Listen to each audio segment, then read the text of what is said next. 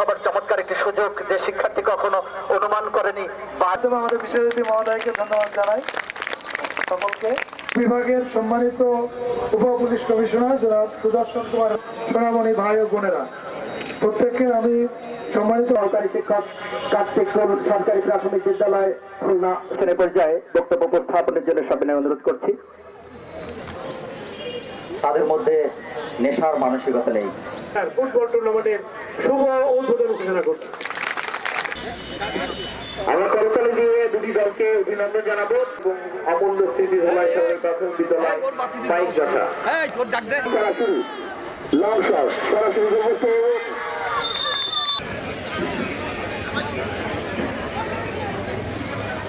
তোমাদের খেলা চলছে। এই মুহূর্তে মাইক্রোফোন